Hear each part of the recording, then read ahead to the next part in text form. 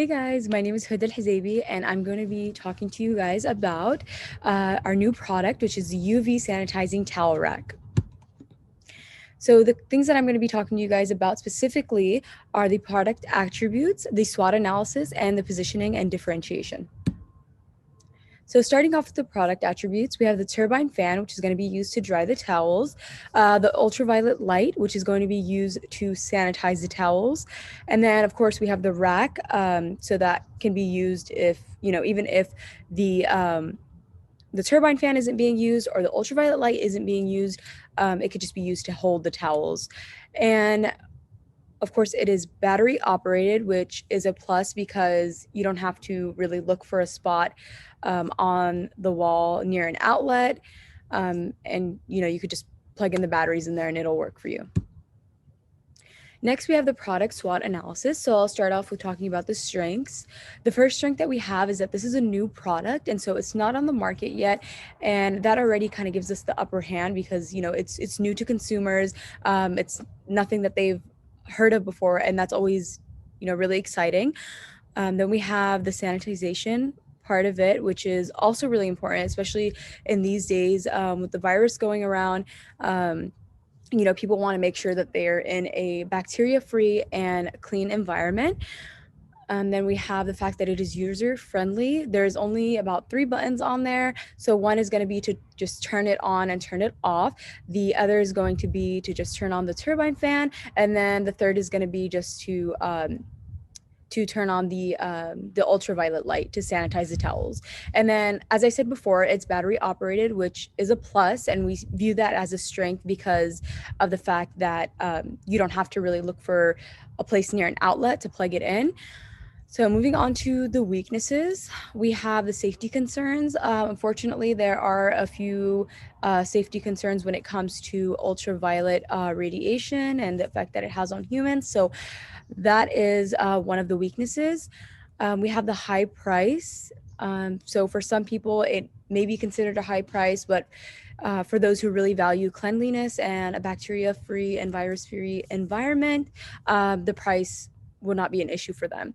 Another thing that we have is the advertising, which is also a weakness because we have to do a lot of advertising, unfortunately, since it is a new product on the market.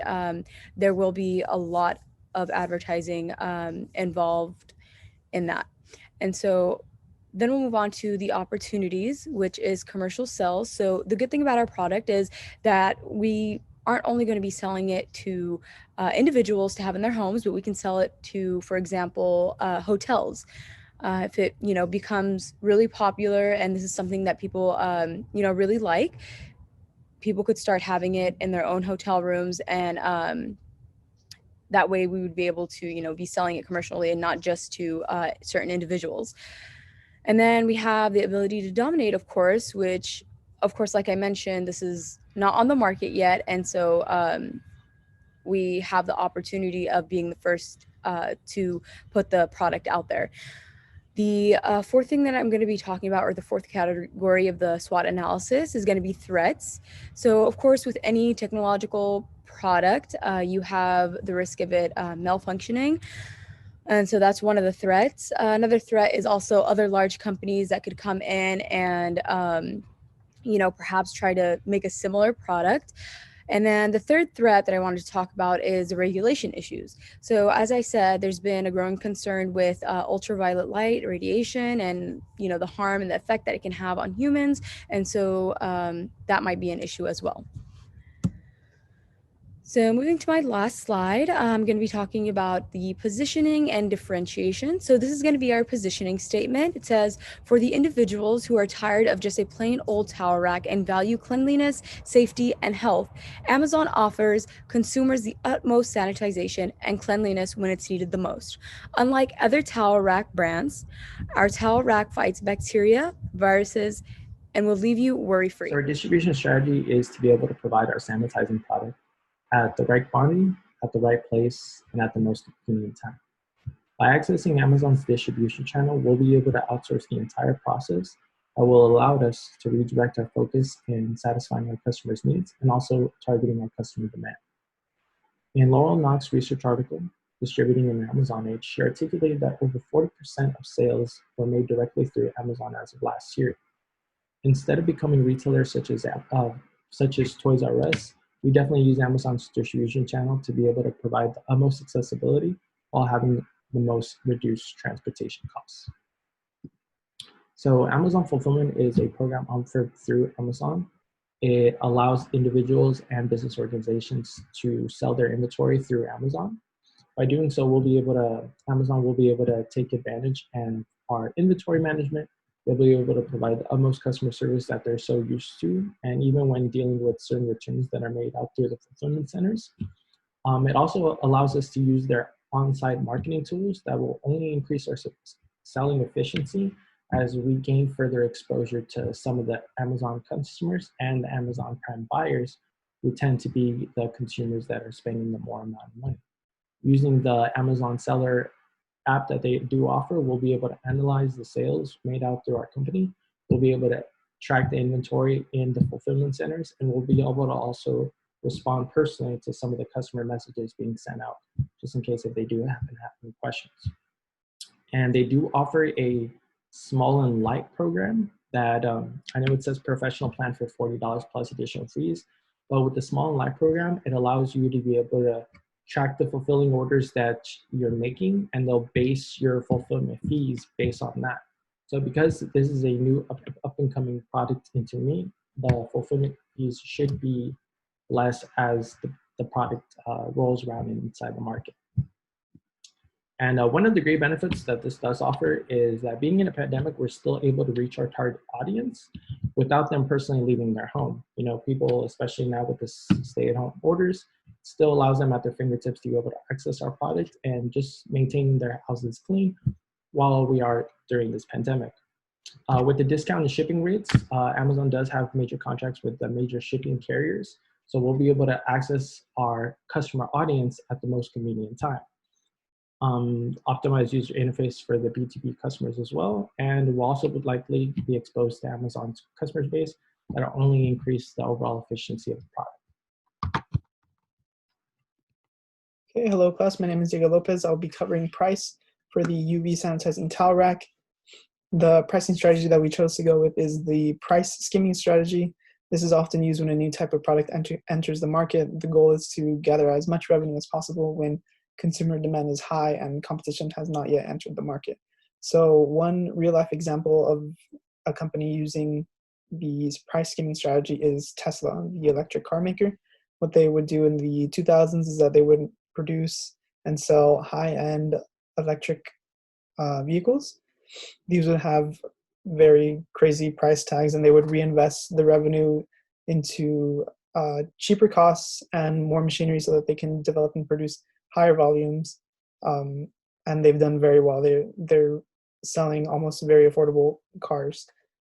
And so the beginning revenues for this product will be used for research and development to lower costs and improve efficiency to produce the product in higher volumes.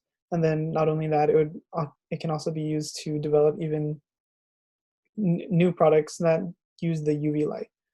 So the first price tag that this will be offering is $120. And then the cost is $40. Half of that cost, 50%, is going towards the battery. The battery needs to be long lasting since it'll be used almost all the time, and it should be convenient for the consumer so that they only need to change it and charge it a few times a year. 25% would go to the rest of the materials for the product, and then the next 25% would be used for packaging and other expenses. So, next slide. The product pricing. So we chose that it'll be following two pricing models. The first is demand-based pricing, which is price influenced by current demand. And obviously, with the global pandemic, people want to use any kind of sanitizer that they can get their hands on. Right now, it's in very high demand, so it's reasonable to have a high price tag because of this very high demand right now. And then there's also the competition-based pricing, which is price influenced by competition. So a few competitors, even though there's no direct competitors for the towel rack, there are others that are making similar products, which is there's a few UV light sanitizer travel wand. And that's literally a small handle attached to an elongated UV light bulb. That's $50.